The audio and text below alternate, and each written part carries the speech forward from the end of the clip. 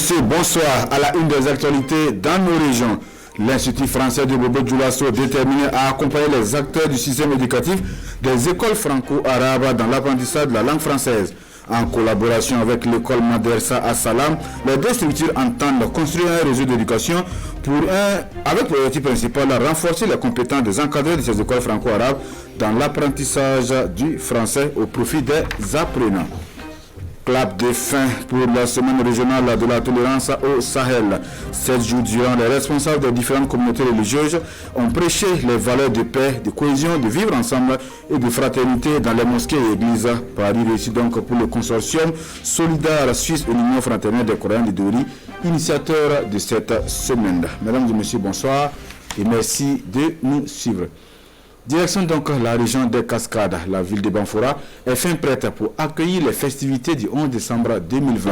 C'est le constat qui se dégage. Après une visite du comité national d'organisation sur les différents chantiers hier lundi, le taux d'exécution des travaux est largement acceptable selon la délégation conduite par le ministre en charge de l'administration territoriale. On en sait davantage avec Monika Hien et Karim Sissé. La salle polyvalente de Banfora. Un joyau qui a séduit plus d'un lors de cette sortie du terrain. À J-10 de la fête, les travaux de construction et d'équipement de cette salle sont entièrement terminés. Les 1000 chaises prévues sont déjà en place. Les appareils de sonorisation aussi. La délégation ministérielle salue le professionnalisme de l'entreprise qui a conduit les travaux. Autour de la salle, les ouvriers s'attellent pour la pose des derniers pavés. De la salle polyvalente, le cortège s'ébranle à travers les voiries urbaines de Banfora. Sur les 42 km abitumés, 38 sont entièrement achevés. Il y a 4 km qui restent encore à finir. Il y a des contraintes d'ordre géologique que rencontre notamment l'entreprise BTM, mais au total, nous sommes entièrement satisfaits. Nous sommes très satisfaits parce que nous avons vu des travaux qui sont des travaux de bonne qualité. 200 logements sociaux prévus, 200 logements fin prêts ici à Kiribina. Ils n'attendent que des occupants. Le raccordement de la Sonabel est opérationnel. Les branchements à l'ONEA sont imminents. Le seul bémol au niveau des logements est le non-achèvement de ceux de certains particuliers. Aucune ville ne se construit en un an. C'est des ressortissants, c'est des privés qui doivent construire des logements. Voilà, donc ça prend le temps qu'il faut en fonction de leurs moyens. À la place de la nation, les travaux sont achevés. Sur l'heure du défilé, l'installation des différentes tribunes a commencé et avance bien. Dans certains cas, nous sommes à 80% de réalisation. Dans certains cas, c'est à 92%. Les ministres concernés ont dû vous faire le point. Alors, nous sommes satisfaits. Donc, en rendant compte au Premier ministre, au président du FASO, que tout est fait prêt sur le plan matériel, sur le plan organisationnel, pour la tenue donc, des fêtes du 11 décembre ici à Banfora. Le président national du comité d'organisation invite les populations des Cascades à la mobilisation totale. Une mobilisation pour la réussite de cet événement qui marque le 60e anniversaire de l'accession du Burkina Faso à la souveraineté nationale et internationale. Dans un tout autre registre de l'actualité, les apprenants des écoles Madersa peuvent participer activement au développement du Burkina Faso. C'est du reste la conviction de l'Institut français. Pour ce faire, il a donc initié une formation au profit des acteurs du système éducatif des écoles franco-arabes et ce, en collaboration avec l'école Madersa At-Salam de Bobo-Dioulasso. C'était le 28 novembre dernier en présence de Lamine Karantao et Ali Traoré. Malgré les multiples réformes en faveur des écoles franco-arabes, force est de reconnaître que les apprenants issus de ces établissements ont du mal avec les notions concernant la langue française. Pour essayer de changer la donne, l'Institut français, avec la collaboration de l'école Madersa Salam, a initié cette formation au profit des acteurs du système éducatif de ce département. C'est un projet éducatif qui vise à construire un réseau d'éducation et de coopération éducative dans la région de Bobo. Et dans ce cadre particulier aujourd'hui et dans le cadre de ce séminaire sur l'enseignement du français dans les établissements franco-arabes, il vise à renforcer les compétences des enseignants français dans ces écoles et notamment au complexe Salam qui est un établissement pilote pour ce Cette initiative est saluée à sa juste valeur par les principaux bénéficiaires, mais aussi et surtout par les responsables du PREFA, le projet de réforme des écoles franco-arabes. Nous avons des milliers de diplômés en arabe. La seule langue maîtrisée par ces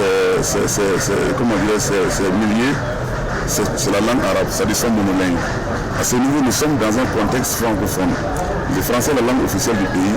Il est nécessaire, tout à fait nécessaire, que les élèves qui sortent de ces écoles puissent aussi maîtriser parfaitement la langue française et la langue arabe, qui soient des véritables bilingues. Et c'est cette réforme effectivement qui est engagée par l'État aujourd'hui. Ça ne suffit pas d'avoir des connaissances, mais il faut ajouter la maîtrise de la langue française. Le Burkina Faso compte de nos jours plus de 2500 écoles franco-arabes selon les chiffres du PREFA, avec 300 000 apprenants. Clap de Sané finit donc pour la semaine régionale de la tolérance au Sahel. Organisée par le consortium Solidaire Suisse et l'Union fraternelle des croyants de Dori, son objectif est d'exhorter les populations à cultiver dans leur comportement de tous les jours les valeurs de tolérance, de paix, de vivre ensemble. Séances de sensibilisation dans les mosquées et prêches ont été les temps forts donc de cette commémoration de la semaine de la tolérance. Le compte rendu de Ibrahim Kagone et Boumaï Nesnebié.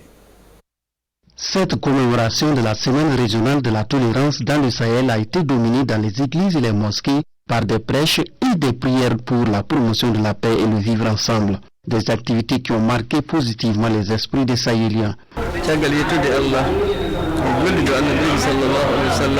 La communauté musulmane a commencé sa première prêche, la prière de 5 heures du lundi. Et après, ça dit c'était des prêches et des sensibilisations dans les 3 grandes différentes mosquées de la ville de Dori pour demander aux gens de cultiver la paix, de s'aimer, de créer l'amour et la fraternité entre toutes les communautés religieuses. La messe que j'ai présidée, entourée de quelques prêtres avec un concours de peuple, cela pour marquer que la tolérance est aussi une affaire de bonnes pratiques religieuses. Et la religion bien vécue est un service rendu à l'humanité. Outre ces activités de prêche et de prière, un thé d'échange sur la tolérance religieuse a été organisé entre les jeunes de toutes les communautés religieuses du Sahel et leurs leaders. Pour Solidaire Suisse et l'Union fraternelle des croyants organisateurs de cette semaine régionale de la tolérance, c'est un pari gagné. Le bilan que nous pouvons faire est vraiment positif. Positif parce que les communautés religieuses ont porté cette semaine-là par des activités qu'elles ont elles-mêmes organisées et nous avons assisté à beaucoup de moments de sensibilisation sur ce qu'est la tolérance. La semaine régionale de la tolérance cette année s'est donc achevée, mais la pratique de la tolérance selon les organisateurs doit demeurer à jamais dans le comportement de tout un chacun, car c'est elle qui est le moteur de vivre ensemble. Dans l'actualité ce soir, de nouveaux agents de santé aptes à servir l'administration sanitaire publique et privée. L'Institut privé de santé Saint-Hervige met ainsi sur le marché de l'emploi sa cuvée 2020 après 3 années de formation. Tradition et santé, c'est le nom de baptême de cette promotion forte de 524 agents de santé publique. Avec un taux de succès de 98%, ces infirmiers diplômés d'État, techniciens de laboratoire, entre autres, ont prêté serment hier mardi en présence de Roger Kam et Vincent Tchenderbego. Avec cette prestation de serment, les élèves de la 13e promotion des écoles et instituts privés de santé Saint-Hervige s'engagent à utiliser leurs nouvelles connaissances au service de la santé humaine, dans le strict respect de l'éthique et de la déontologie de leur profession. Après 3 ans de formation, ces élèves issus de 8 niveaux de formation repartent nantis de qualifications professionnelles dans leur niveau de formation respectif. Les technologistes biomédicaux, nous avons présenté 12 candidats, 12 admis, un taux de 100%. Les gestionnaires des hôpitaux, 10 candidats, 10 admis, 100%. Les infirmiers brevetés professionnels, 23 candidats, 23 admis, 100%. Les techniciens d'hygiène hospitalière, 13 candidats, 13 admis, 100%. soit un taux global de réussite de 98%. Pour le représentant de la ministre de la Santé, plusieurs opportunités s'offrent aux nouveaux lauréats. Il les encourage par ailleurs à chercher à approfondir les connaissances acquises une fois sur le terrain. Pour l'ensemble des lauréats, les opportunités qui s'offrent à eux, c'est bien sûr le marché privé, où ils peuvent bien sûr en tant que promoteurs de structures privées ou en accompagnant des promoteurs qui sont déjà sur le terrain, travailler au sein des populations, mais aussi au niveau de la fonction publique, il y a régulièrement des tests d'intégration chaque année qui s'organisent, ils peuvent bien postuler. Tradition et santé, c'est le nom de baptême de la promotion parrainée par le Popet. Le chef de Pau invite ses filleuls à savoir tirer profit de la tradition et de la modernité pour des soins de santé de qualité aux populations. Un mot de culture également dans ce journal, la récupération des objets délaissés comme solution à la pollution de l'environnement. C'est une idée de Mohamed Ouedraogo, un jeune peintre. À travers ses œuvres, il entend donc interpeller les populations à une prise de conscience sur la sauvegarde de la planète. Samedi dernier, il a présenté les fruits de son imagination au cours d'une cérémonie de vernissage à l'Institut français de Bobo-Dioulasso. Des œuvres qui y seront exposées depuis le 2 novembre dernier et ce jusqu'au 19 décembre prochain. Hassan Gourabou, Siriki Milogo, Kadou Lomenki. Le temps. C'est le titre d'une exposition artistique qui dépeint entre autres l'amitié et la solidarité. Des images de tout genre, faites à base d'objets de récupération, immortalisées par ce peintre présenté ici au public au cours d'une cérémonie de vernissage. Derrière ces matières délaissées, il y a toujours une parole qui est là, toujours un message que je véhicule. Voilà, donc qui prône plus sur la solidarité, l'union, le social. Ça a été un plaisir pour moi, ça a été une passion pour moi de rentrer, de chercher dans tout ce qu'on jette. Pourquoi la pollution et si on essayait de chercher ensemble une solution pour cette pollution. Cette exposition d'art plastique permet à Mohamed Ouedraogo de redonner vie à des objets abandonnés. Et c'est à cœur joie que les visiteurs admirent ces chefs-d'œuvre. Il y a des messages très forts qui véhiculent à travers ces œuvres. Au niveau couleur, au niveau composition, et déjà c'est des œuvres quand même assez parlantes quand même.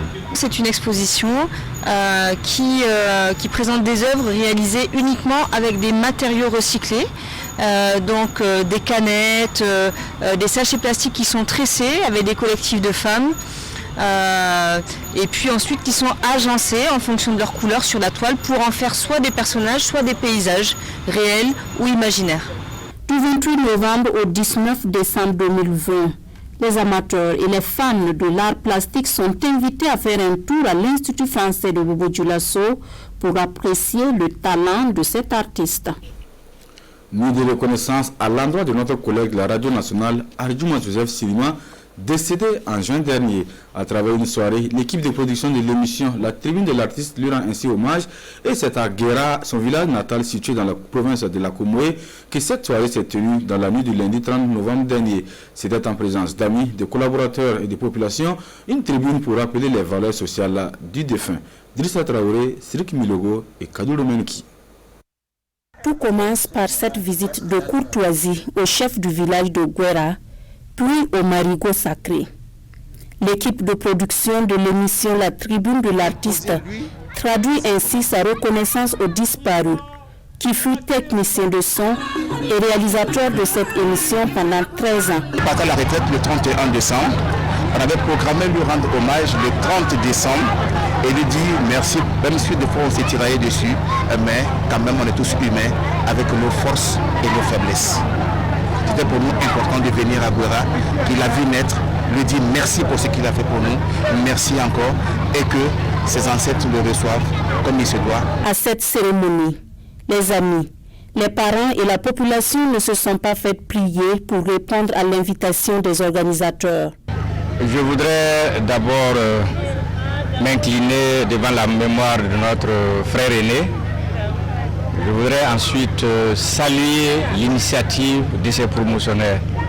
saluer l'ensemble des journalistes qui ont bien voulu organiser cette soirée d'hommage à notre grand frère. En tant que fils de ce village, ça nous va droit au cœur. S'il avait une vie difficile avec les collègues, il ne pouvait pas avoir du temps pour penser à lui. Mais c'est parce qu'il a impacté à quelque part et ses camarades, en signe de reconnaissance, ont voulu venir marquer vraiment cette reconnaissance-là sur les lieux qu'il a vu naître et sur les lieux qu'il a vu aussi se reposer. Pendant plus de 3 heures d'horloge, une dizaine de troupes traditionnelles et d'artistes ont salué la mémoire du disparu par différentes prestations. On s'arrête là donc pour cette édition du 19h sur la télévision du Burkina. Merci de nous avoir suivis. L'information revient dans quelques instants avec Bini Ouattara. Bonne suite de programme sur la RTV et à demain.